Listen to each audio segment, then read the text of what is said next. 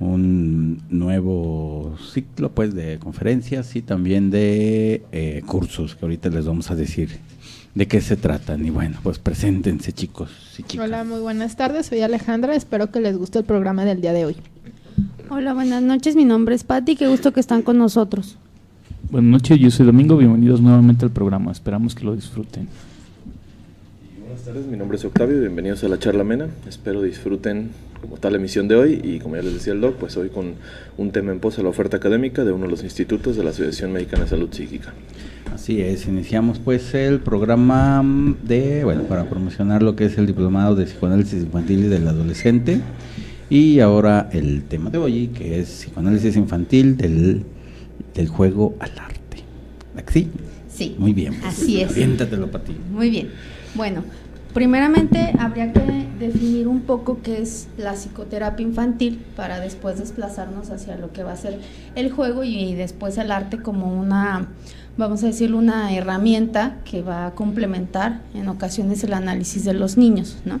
Entonces, como psicoterapia infantil estaríamos hablando de un tratamiento de un niño, en este caso, que se va a hacer a profundidad para de alguna forma resolver una problemática de conducta, resolver una problemática de comportamiento, liberarlos de la angustia y que también se generen cambios a nivel escolar, ¿sí? Obviamente en este tratamiento infantil pues se van a ver inmersos los padres, que son indispensables en su análisis, ¿no?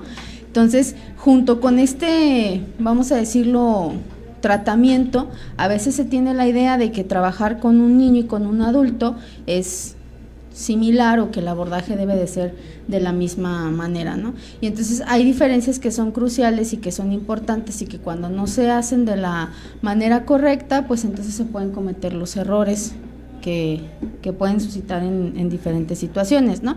Entonces, el niño, a diferencia, por ejemplo, del adulto, pues vamos a decirlo, el niño juega, ¿no? Es como su instrumento básico y también de nosotros en un análisis para poder trabajar con él, a diferencia del adulto que él va a estar hablando y va a estar asociando, ¿no? Pero vamos a decirlo que el juego toma ya toda una vertiente diferente, porque ya es distinto al juego lúdico o al juego recreativo, que es la actividad cotidiana de ellos, sino que de alguna forma aquí ya se va a interpretar, se va a hacer un trabajo de reelaborar para que él también pueda hacer algo con lo que se le está diciendo en este proceso, ¿no? ¿No es así, no? De alguna manera, bueno, también hay esta parte que tú mencionas, Pati, del error de creer que siempre también el lenguaje que se va a utilizar con el adulto y el niño va a ser en apariencia completamente igual, digamos.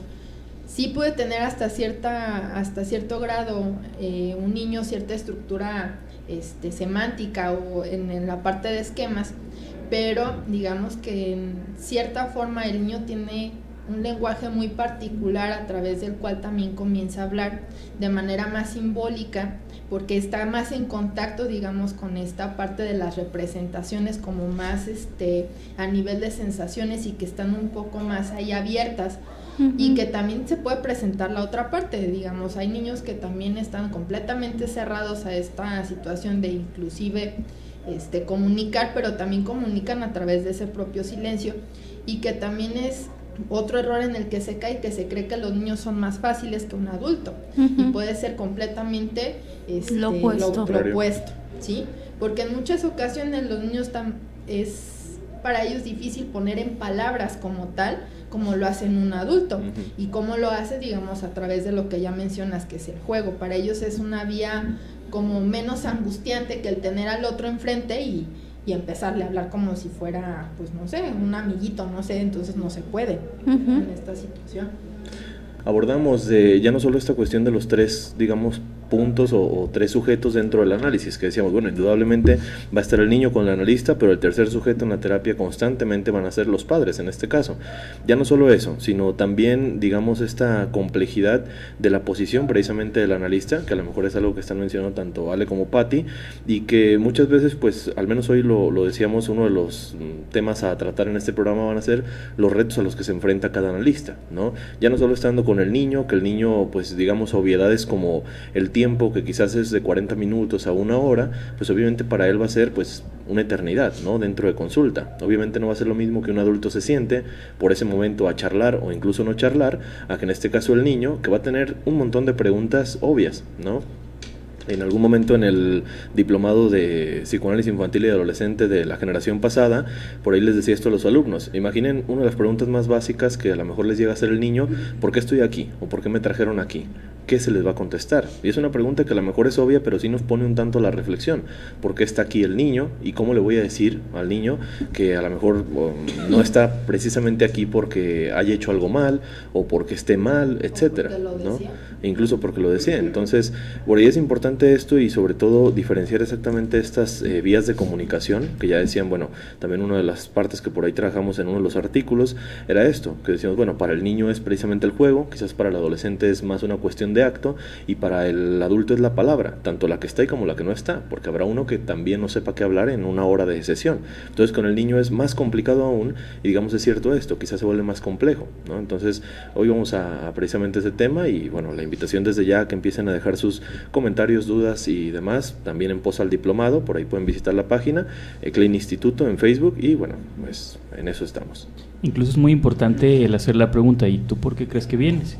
Porque muchas veces los padres van a llevar al niño, lo van a engañar, a lo mejor lo van a decir, te van a revisar, ¿no? Vas a ir con el doctor, o vas a ir con una muchacha o con un muchacho que va a jugar contigo.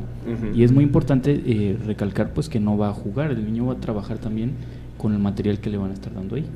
Exactamente, y que de alguna forma no sé, darnos nosotros cuenta que la cuestión analítica está funcionando, pues habría que pensar en que se están dando 3 cambios importantes, ¿no?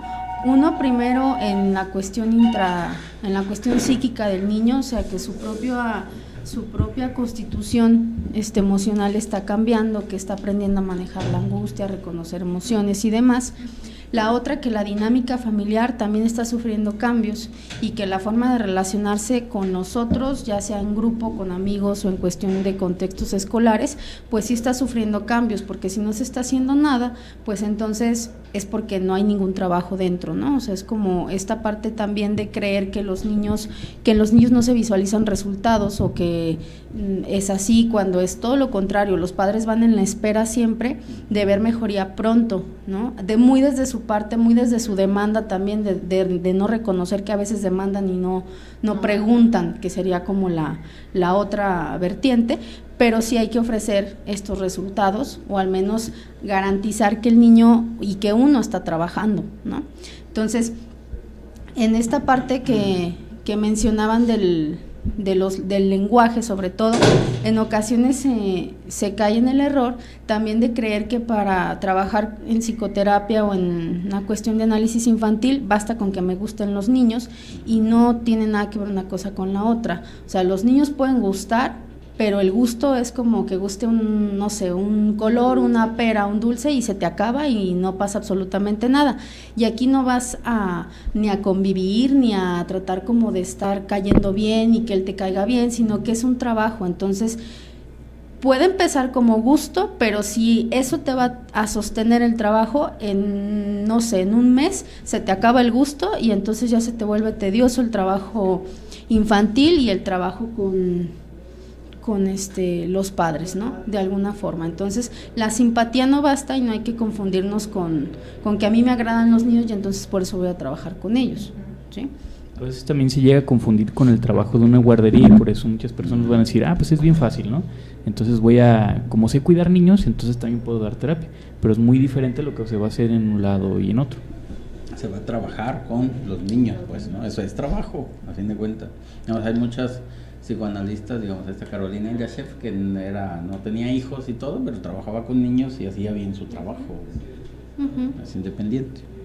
Entonces, así como estamos hablando de que la psicoterapia infantil es un tratamiento, pues un tratamiento implica que tienes un método, que tienes una herramienta de trabajo, que tienes objetivos de curación, ¿no? No es como hacer cualquier cosa. Y también implica ciertas habilidades para el analista, para que puedas trabajarlo, ¿no? Yo siempre de alguna forma explico, tanto en clases del diplomado como en clases de la universidad, que es indispensable que uno tenga la parte teórica en cuestión del desarrollo infantil como muy claro, porque la parte del desarrollo infantil te ayuda a diferenciar cuando es una patología o es un proceso del desarrollo, ¿no? Sobre todo, por ejemplo, en las fobias, en los miedos. De pronto los miedos son comunes en una parte en los niños cuando más o menos tienen 4 años, pero ahí llega un momento en el que ya no es parte del desarrollo, ya es más bien una cuestión de una patología, y si tú no tienes como muy clara esa diferencia, entonces puedes empezar a someter a un niño a tratamiento cuando no lo requiere, o por ejemplo restarle importancia a algo cuando sí tendría que llevar ese proceso, ¿no? Que de alguna manera también es importante tener en cuenta que también el empezar a trabajar con niños empieza a movilizar también ciertas cosas en el propio analista, y si no las tiene también bien trabajadas, también no va a poder hacer un tratamiento adecuado pero con esos niños, y que pareciera que si eso no le queda también claro al analista, también en la parte de los adultos, ahí es cuando empiezan a hacer como ese desvío del tratamiento en sí para el sujeto que va a tratamiento, y empiezan a hacer una mezcla ahí también de lo propio con lo que está emergiendo ahí con el niño, y que uno también tiene que saber contener a ese niño en esa angustia y que no lo invada, y saberla trabajar, porque esa también es una habilidad que se cree que es completamente nulificada, y que al momento de que ya se está trabajando con el niño empieza a emerger y es como, ¿y ahora qué hago? Digamos, ya no solo es el gusto, sino saber también mantener ciertas circunstancias ahí a raya y que no empiecen a mezclarse. Y es que, bueno, esa es como otra que es muy importante y también delicada, ¿no? Que cuando uno va a trabajar con niños, la propia infancia tendría que estar resuelta en la totalidad o en lo más que se pueda, ¿no? ¿Por qué? Porque de alguna forma después los analistas empiezan como a competir con los padres, o sea, es como, por ejemplo, el caso que mencionaba el doc, no decimos que sea en particular, pero pasa con las mujeres que no tienen hijos y que de pronto empiezan a tratarlos a los pacientes como sus hijos, ¿no? No les pueden llamar la atención, o por ejemplo no pueden hacer una interpretación porque se va a sentir, porque le va a pasar algo, porque le va a doler, y yo no quiero eso, no para mi paciente ya, sino como para si fuera mi hijo, ¿no? O empiezan a competir con los padres, como yo no te voy a señalar porque para que te des cuenta que yo te quiero más que ellos, que yo soy mejor padre que lo que son los que tú tienes, no sé, los reales. Entonces sí hay que tener cuidado en esa parte, y que de pronto se queda muy olvidada tanto en los analistas de niños como en los adultos, que no se someten a un propio análisis. Es como pasa desapercibido, o creen que no resolverlo no tiene la mayor importancia, pero en estas situaciones transferenciales pues claro que importa, y empiezan a trastocar los tratamientos, ¿no? Algo también importante ahí en el trabajo, digamos, con los niños y en la transferencia, pues sería también el poder tener tolerancia a la frustración. Sabemos que muchos de esos casos no van a terminar como nosotros quisiéramos, porque al momento que empiezan a cambiar, muchas veces los padres se lo llevan. Obviamente les van a perturbar todos los cambios que hay, el niño va a dejar de sostener algunas cosas que sostenía, pudiera ser que ya no funcione como el síntoma de los padres, y eso va a resultar traumático. Entonces sí tenemos que tener esa tolerancia para dejarlos ir, digamos. Y también imprescindible que se tengan los conceptos básicos de la teoría y de la técnica, ¿no? O sea, si vamos a hacer psicoanálisis, porque conocemos la teoría del psicoanálisis aplicada en los niños, y porque sabemos también que es una interpretación diferente de una pregunta, diferente de una entrevista a los padres, cómo se hace una entrevista con los padres, qué es lo que tengo que hacer con ellos. Entonces, si de alguna forma no tengo esa parte teórica y técnica que se necesita, por eso hay que estudiar, ¿verdad? Por eso tomen el diplomado también, que es ahí donde se enseña todo esto. Entonces no puedo aplicarlo, ¿no? O sea, tengo que entenderlo, tengo que familiarizarme con la técnica, tengo que practicar también para que pueda hacer abordajes cada vez mejores, ¿no? Indispensable la observación para para el terapeuta o para el analista. Y también esta parte de la atención flotante, ¿no? De estar como sin querer escuchar nada más problemas, sin querer escuchar nada más llantos o situaciones de conflicto, sino que no voy a seleccionar nada porque todo es importante. Cuando empiezo a seleccionar información o empiezo a discriminar a mi gusto lo que es importante de lo que no es, pues la escucha ya está escindida, ¿no? O sea, pareciera que ya se partió. Y entonces, también otra que va a ser como crucial es el super yo del analista, ¿no? El super yo tiene que estar lo más, como si lo instaurado posible para que no sea fácil de corromper, o sea, tiene que ser honesto y tiene que ser confiable. ¿Por qué? Porque de pronto los padres van a tratar de persuadir para que el tratamiento vaya en pro, pero de ellos, ¿no? O en favor de lo que ellos están buscando.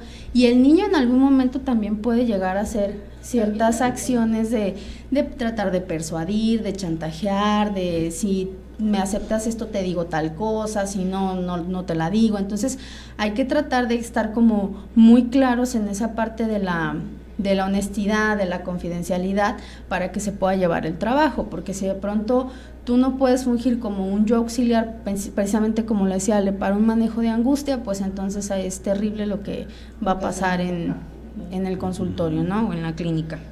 Por ahí, por ejemplo, algo que nos menciona Domingo es que uno de los retos es que el padre simplemente decida, se termina el proceso, ¿no? Sin obviamente, digamos, la utilización del niño o del adolescente, pues en este caso va a ser algo, digamos, muy común que se tenga que ejercer un tanto de sutileza, digamos, con el padre, ¿no? ¿Por qué? Porque indudablemente también va a estar preguntando, digamos, oiga, es que yo lo sigo viendo así, oiga, es que de repente empezó a hacer tales cosas, oiga, es que tal.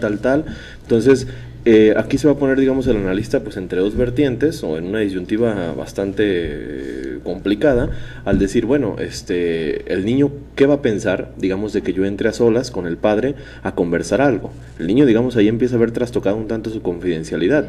Y ahora, por otro lado, el padre pues también exige resultados, que muchas veces parece que es eso, ¿no? Lo llevan al analista y entonces parece que le exigen, como si fuese a lo mejor otra escuela, como si fuese a lo mejor la cura a todo, y es que yo lo sigo viendo que sigue haciendo tales cosas, ¿no? Sobre todo a lo mejor problemas educativos, problemas de conducta, problemas de múltiples cuestiones que en el niño parece que se ven pues erróneos. Y ojo, aquí en este caso también el analista se encuentra algo que ahorita lo notaba, pues frente a esto de subestimar al niño. Porque ojo, el niño es como de, no, no le digas eso, todavía no está listo, o no, esto todavía le falta edad, etcétera, etcétera. Para el analista también, una vez que se ve como adulto, digamos, ahí empieza como este ramo distintivo, ¿no? Que habrá algunas escuelas, habrá algunos autores que nos dicen que el analista sí se puede acercar al niño, que incluso se puede poner a jugar con él, que a lo mejor puede dejar su silla, su posición e ir al juego, y habrá otros que son más estrictos. Aquí quedaría también a conocerlos, precisamente como nos menciona Patti, conocer estos autores para ir adoptando una técnica y un estilo, digamos, que sea benéfico también para este sujeto. Que ojo, yo siempre hago esta mención, pues el sujeto es sujeto en toda su extensión, sea niño, sea adulto, sea un anciano, etcétera, ¿no? Entonces, con el niño también hay mucha complejidad y sobre todo sumándole esto, que el lenguaje está cubierto no solo por el juego, un juego es cierto, diferente digamos a simplemente estar jugando en la terapia, ni modo que se la pase 40, 60 minutos nada más jugando, pero que esté pues digamos guiado por el analista. Entonces pues ojo, tenemos más puntos reflexivos hasta este momento y sí, la invitación es pues a seguirse preparando. Esta parte, por ejemplo, de las situaciones personales de los analistas que de alguna forma no están resueltas, también nos van a llevar como a la parte de la necesidad de afecto, ¿no? O sea, cuando esta situación infantil no está resuelta, pues a querer ser amados por los niños, a querer caerles bien, a querer que los niños los reciban bien, cuando son sus pacientes, y a veces los pacientes, sobre todo en edades más pequeñas, no tienen ganas de ir porque les quitan el tiempo de otra actividad, por lo general, no tienen ganas de hablar, no quieren jugar, se molestan con uno, y de pronto eso el terapeuta o el analista se lo puede tomar a mal, ¿no? Como, es que ¿por qué no le caigo bien? Bueno, porque no le tienes que caer bien a los pacientes, ¿no? Y y tampoco a los padres, digamos, en esta situación también se caen en ese error, porque sí es un error, el creer que uno le tiene que simpatizar a los padres para poder entonces afianzar como tal esa alianza terapéutica y que el niño se quede. Digamos, en esta situación que se piensa escuchar, no es que yo estoy fascinada con el trabajo que está haciendo, en muchas ocasiones es empezar a dudar realmente si ese trabajo se está haciendo de alguna manera correcta, real, porque no todo el tiempo a uno lo pueden amar, también lo tienen que poder odiar, porque si no entonces no se está movilizando lo que se necesita movilizar en ese propio niño, porque la problemática en muchas ocasiones no va a ser el niño, sino toda la situación con los propios padres. Y digamos, se les tiene que poner también esa pauta, que no es en favor de ellos, sino es si ellos vienen y demandan que es en pro del niño, entonces ellos también le tienen que entrar al juego y que van a pasar este tipo de situaciones, y no por el hecho de que ahí le tengo que caer bien, pues no, tampoco se le tiene que caer bien a los padres, es una alianza que se hace en pro de resolver una problemática, no de ser simpático con uno o con otro.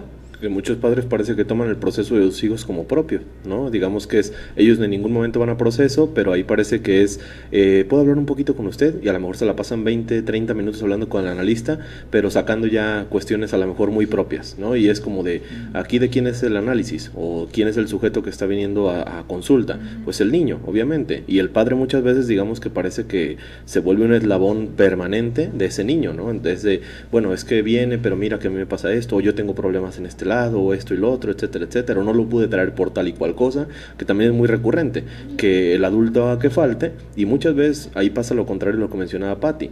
En este caso ella decía, a veces el niño no quiere venir, etcétera, pero llega el momento en el que quiere ir, ¿no? Es algo, digamos, de su rutina, es algo que le gusta, y ya está preguntando a lo mejor cuándo voy a ir, si voy a ir, etcétera, y muchas veces imaginemos esto, simplemente no va, sin más ni más, y no se le da explicación de por qué no fue.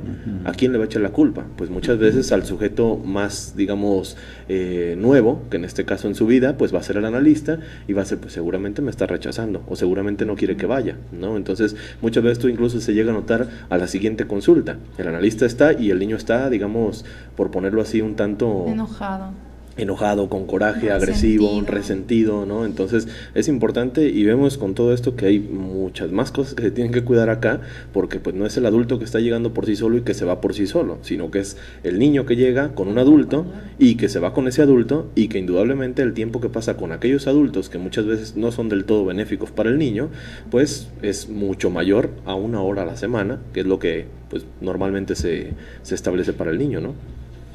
Y que entonces eso nos invita a pensar que también los analistas de niños tienen que tener la capacidad de relacionarse con los adultos, porque siempre pareciera que todos se dividen, ¿no? Los que trabajan con niños dicen yo trabajo con niños porque no vamos a trabajar con los adultos, y los que trabajan con adultos porque no les gusta trabajar con niños, pero en ambas te encuentras en ambas modalidades te vas a encontrar con una y con otra, o sea, trabajas con adultos, pero trabajas con infancia, trabajas con situaciones infantiles que no han sido resueltas, y con los niños, pues ellos no van solos, entonces vas a trabajar también con los padres, y son adultos, y hay que tener esa capacidad de relacionarse con sujetos, ¿no?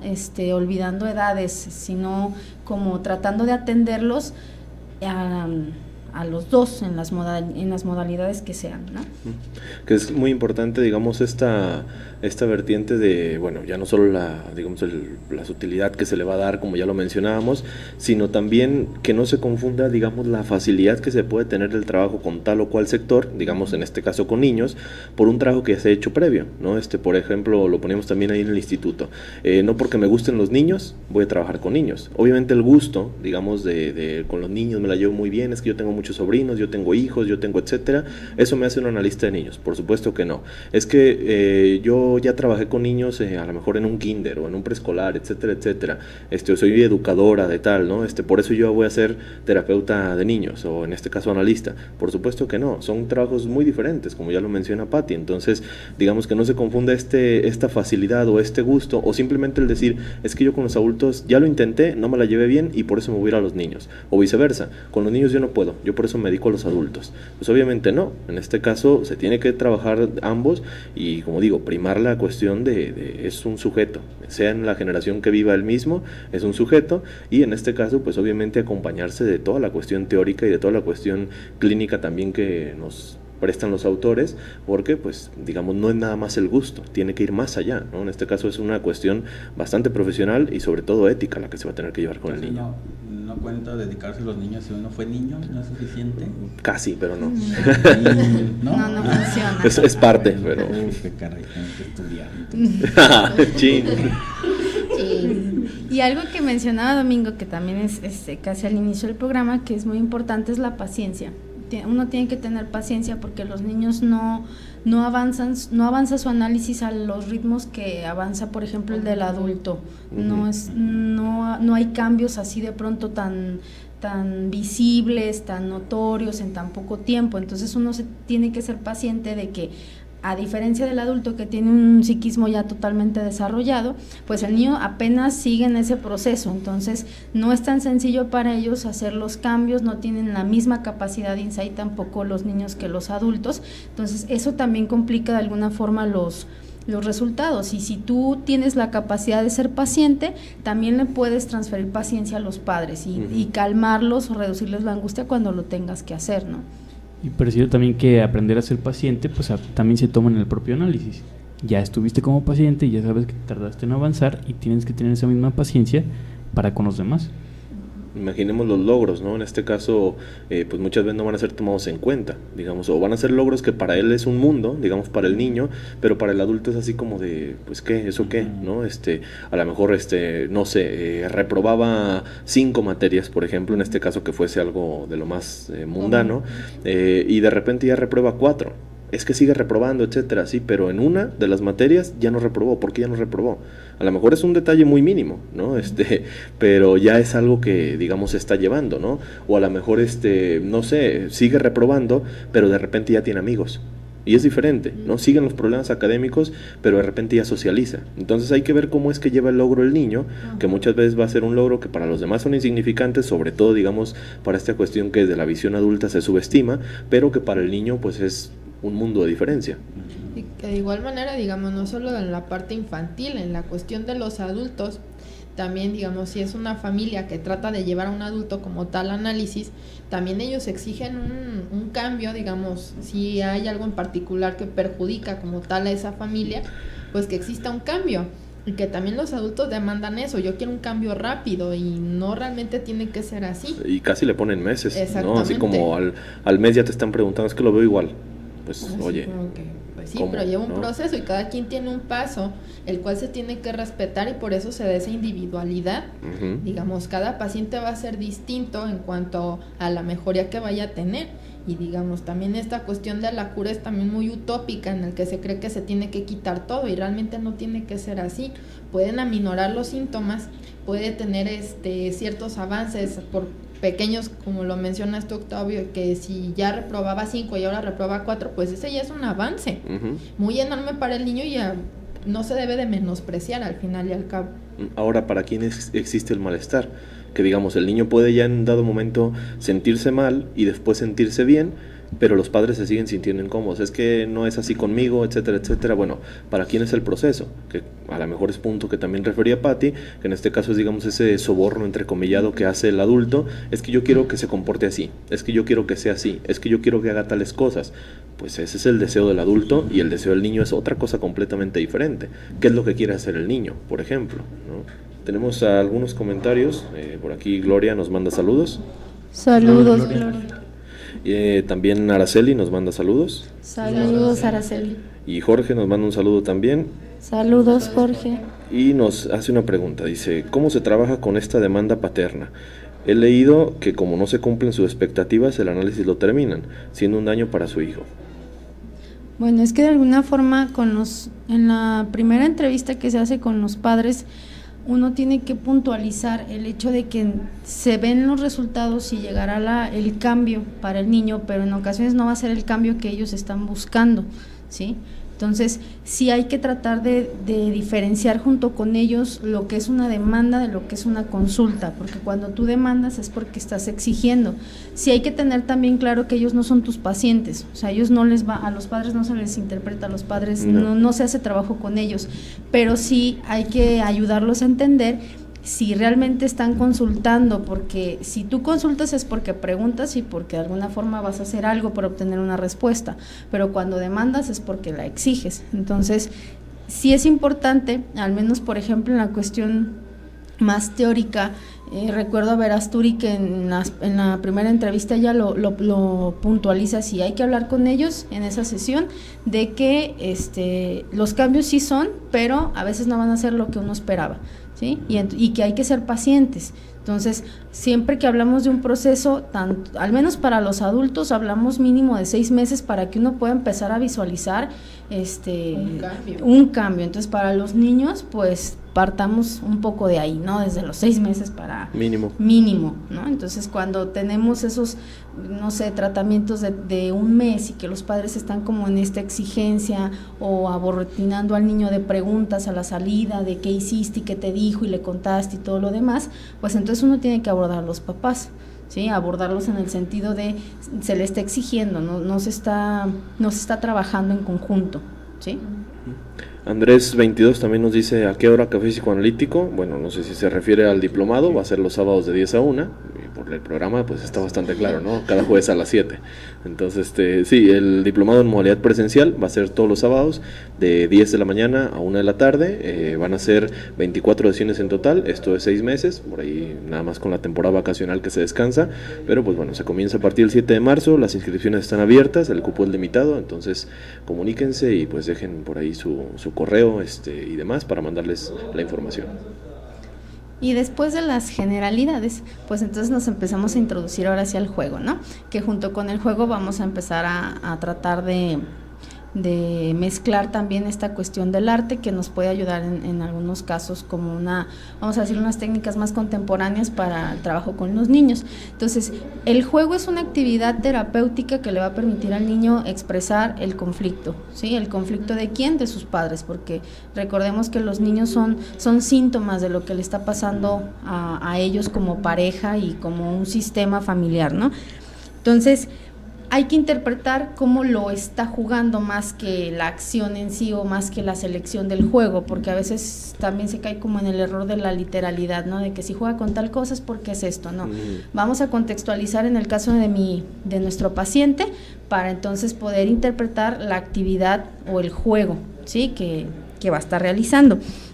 Entonces, el juego les va a dar como la oportunidad de muchísimas cosas a los niños, desde diferenciar el afuera, el adentro, la expresión de la fantasía, el aprender a manejar la angustia, el conocer los límites de su cuerpo y de lo que es lo que no es su cuerpo, de la realidad, y que también pueden empezar a manipularla, ¿no? Cuando empiezan a manipular los juguetes, cuando los alejan, los reacercan, los destruyen, los tratan de reparar, pues ahí también les empieza a introducir que ellos hacen cambios en la realidad y que también pueden reparar, no solo destruir, y que las emociones se pueden sentir y no necesariamente eres malo porque te enojas o eres malo porque te angustias o porque odias o por 1500 cosas, ¿no?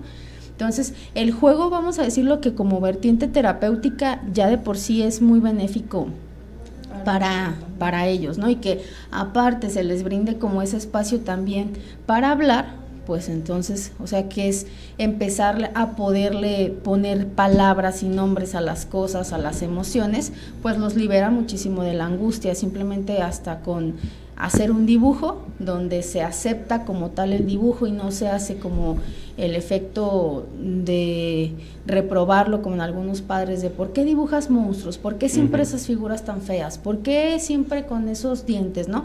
Sino que el dibujo se acepta tal cual es, pues ya desde ahí pareciera que ya está la labor terapéutica, ¿no? Entonces, junto con el juego, nosotros podemos llevar en conjunto lo que es la terapia por el arte, ¿no? Que la terapia por el arte tiene que quedar claro que, vamos a decirlo, va a funcionar como complemento a la psicoterapia. No quiere decir que yo voy a hacer psicoterapia artística, sino que el niño va a llevar su propio análisis, pero a la par puede llevar una actividad que implica el arte y que es creativa, ¿no? Como un anexo meramente. Que digamos, dentro de la terapia, ahorita que mencionabas a Arminda, a Verasturi, una parte que puede empezar el chico a experimentar esta situación de involucrarse con el arte es que ella planteaba que una manera de poder encaminarlos dentro del consultorio era que inclusive pudiéramos delimitar un espacio, concretamente si queremos una pared donde pudiera el chico poder expresar ese arte, que inclusive para los adolescentes también es bueno, que pueden inclusive hasta grafitear, si tú lo quieres ver así, pero que eso también ya los impulsa a tener como tal un gusto a partir de esa actividad, que también va a ser un anexo, pero que también dentro del consultorio se podría hacer. Digamos, ella ya empezaba a plantear como ciertas actividades que uno tendría que hacer dentro del consultorio para que pudiera tener ese espacio y que no hay problema, digamos, que no está destruyendo las paredes, como también en muchas ocasiones los padres empiezan a decirle al adolescente o al niño por el hecho de ser creativo en cuanto a sus dibujos. Otra cosa importante también que tiene que ver con el dibujo que plasma el niño y el aceptarlo simplemente es que ahí en el dibujo plasma el cómo se vive a sí mismo. Y si nosotros rechazamos el dibujo, entonces también estamos rechazando al niño. Y diría el padre, quiero que hagas un dibujo que salga bien. Entonces, como decir el niño, quiero que te adaptes a lo que yo te pido. Entonces, y que también es la forma en la que juega, ¿no? Ahí puede jugar con lo que sea, sin necesariamente las típicas situaciones de eres niño, tienes que jugar con tales cosas, ¿no?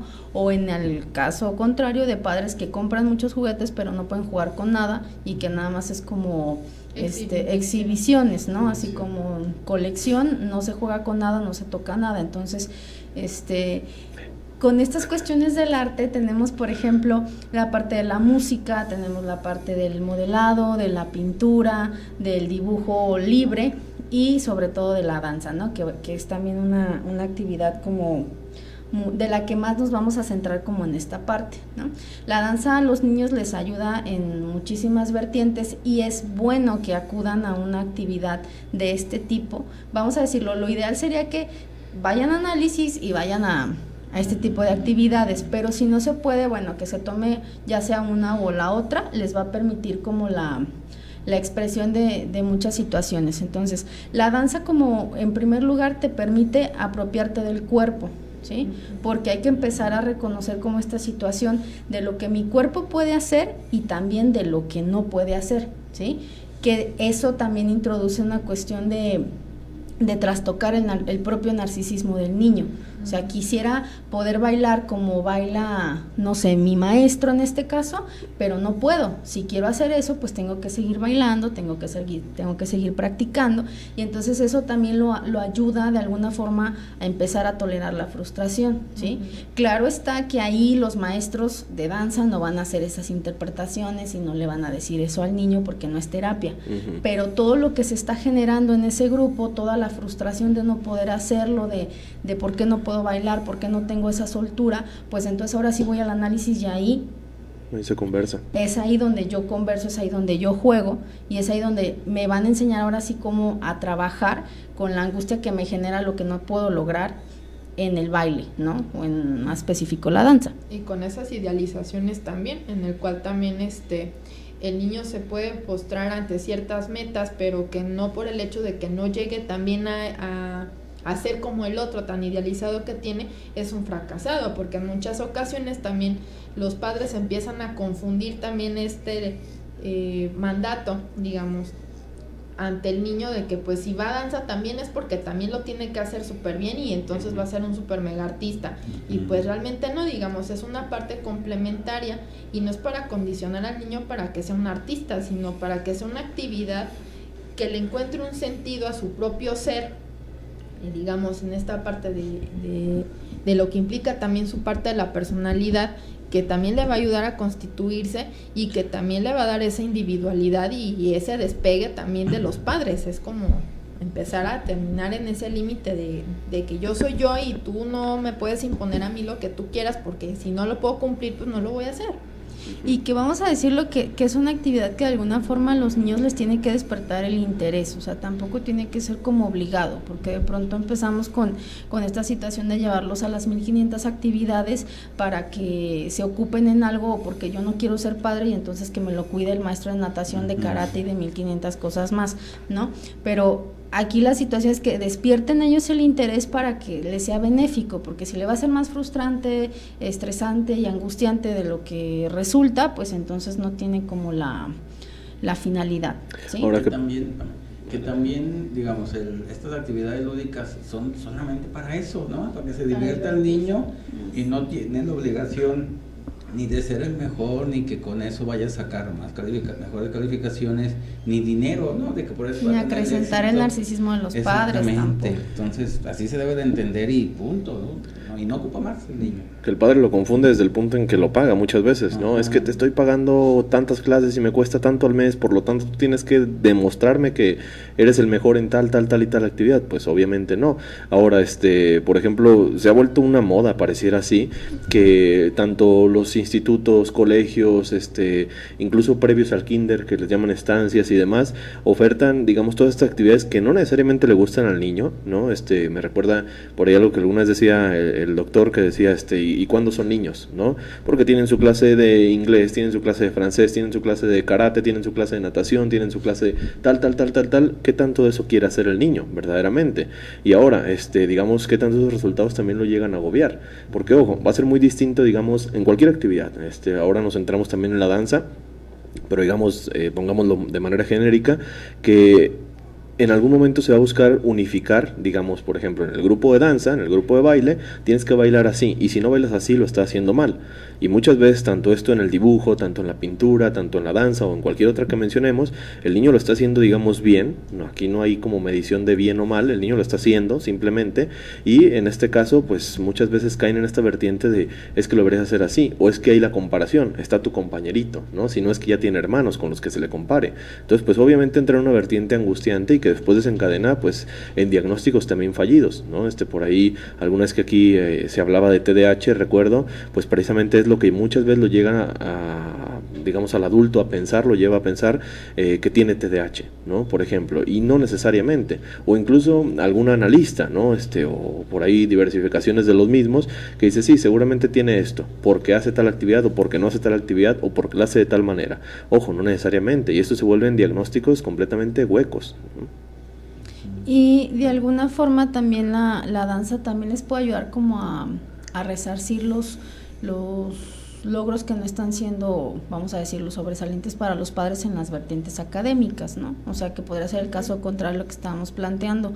Puede ser muy bueno en esas actividades, no tener un desempeño sobresaliente en la cuestión escolar, pero entonces los padres empezar como a impulsarlos y apoyarlos también en esa vertiente que es benéfica, ¿no? La danza tiene una situación muy, muy particular, que es el encuentro con el espejo, ¿no? Que eso a un niño si al adulto lo llega a abrumar, pues al niño también, porque el espejo de pronto remite como a las miradas, como una mirada que puede ser de aprobación o que puede ser en todo caso desaprobatoria, ¿no?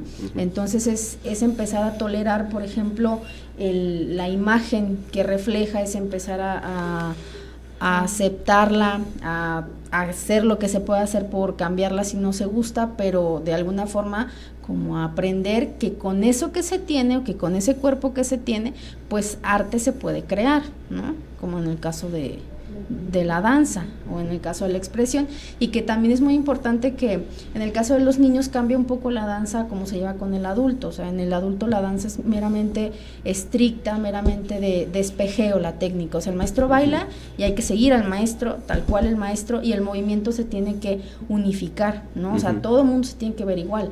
En los niños no, el niño es el que va a expresar, la maestra enseña movimientos muy básicos y el niño tiene que crear algo con esos movimientos, ¿no? Que también es una cuestión que se tiene que visualizar en los niños, que tengan la capacidad de poder crear algo, que tengan la capacidad de poder crear juegos, porque también ahorita por la cuestión tecnológica la fantasía está muy mermada. Entonces los niños no saben cómo jugar, no saben ni a qué jugar. Y si, por ejemplo, en el caso de las niñas, necesitan una Barbie para que sea doctora, una Barbie para que sea maestra, una Barbie para que sea, no sé, la deportista, pero no pueden, exacto, o sea, no pueden tener como una muñeca, como no sé, antes, que era podía la hacer muñeca, todo. podía hacer todo, ¿no? Y le ponían un pedazo de rollo y ya tenía su vestido. O sea, ahora ya no, tiene que tener a la novia, tiene que tener a Y con esto, toda su indumentaria. y ¿no? con toda su indumentaria, porque la fantasía pues ya parece, la capacidad de juego ya no es la misma. Incluso también pasa lo mismo, por ejemplo, con los niños. Antes a lo mejor había superhéroes y el superhéroe pues ya tiene algo, ¿no? Pero no, ahora superhéroe y viene el espacio, superhéroe y para abuso. Tiene su Superhéroe propio para- mundo. Ajá, ¿cómo es posible, no? Si ya se supone que es superhéroe y puede ser cualquier cosa, ya lo estamos cada vez encasillando más. Que- Incluso ya ni se venden tantas figuras de acción. Ahora es ya más, no, ¿ahora qué es? más videojuegos, Videojuegos. más cosas por el estilo. Que tienen sus propios mundos, ¿no? Por ejemplo, me recuerda mucho este juego de Minecraft que se está volviendo tan popular en niños y adolescentes, que precisamente es toda esta cuestión de crear un mundo, pero los mundos ya vienen preestablecidos, ¿no? Los mundos ya tienen como la función básica, es que tú vas a ser el leñador, es que tú vas a ser tal cosa, es que tú vas a ser el guerrero, es que etcétera, etcétera. Y cada monito pues es diferente y cada cuestión, digamos, esto también, alguna vez lo comentaba con la maestra Patti, le decía, bueno, es que hay que empezar a conocer también los juegos que se juegan, valga la redundancia, ¿no? Porque obviamente ya es muy diferente a que, oye, es que yo de niño jugaba con un pedazo de tal cosa y pues, ¿mande? El Atari, ¿no? Si ya había tecnología, y si no, pues es que yo me imaginaba que esto era tal cosa y también podía hacer tal cosa y también hacía esto, etcétera, etcétera. Han cambiado, y también en la cuestión que nosotros conocemos tecnológica, pues también ha cambiado enormemente y seguirá cambiando. Entonces también, digamos, labor del analista estar como al pendiente de qué es lo que se juega, ¿no? Actualizado en esa situación, hasta en las caricaturas que ven También. o los programas también, porque también eso es importante al momento de que llegan los chicos y te quieren contar de, oye, ya viste tal caricatura y fíjate que así, así, así, y uno se queda como así en blanco. Así Yo me como quedé de que, Bugs Bunny para atrás, yo ¿no? me quedé así como que, ¿cómo que cuál Pokémon o de qué me están hablando? A Peppa Pig. Sí, Anda. sí, también hay que ver la Peppa Pig. Por ahí tenemos algunos otros comentarios. Lupita Rivera nos dice gracias por compartir sus experiencias y Lupita conocimientos. Rivers, Saludos. Saludos. Colega. Guadalupe también manda saludos. Saludos. Saludos. Y Hola, Fernando colega. Rosas nos dice que es un buen programa y felicidades. Saludos, Gracias. Sí, saludos. Y bueno, de alguna forma, bueno, cualquier actividad que sea arte les va a ayudar muchísimo a los niños, ¿no? Hasta sentir frustración porque no se puede hacer y que eso se acepte y se reconozca y se aprenda a manejar. Entonces, y la libertad de expresarlo, ¿no? Que ahí no tiene que saber o que ahí no tiene que ser el experto o el que enseña, sino simplemente uno va como en una cuestión más de acompañamiento. Entonces, pues la invitación a que se siga estudiando, es importantísimo, o al menos desde mi parte siempre la recomendación es esa, ¿no? Seguir estudiando, seguir actualizándose, preparándose en la cuestión del campo infantil para que se pueda hacer el abordaje que se tenga que hacer, ¿no?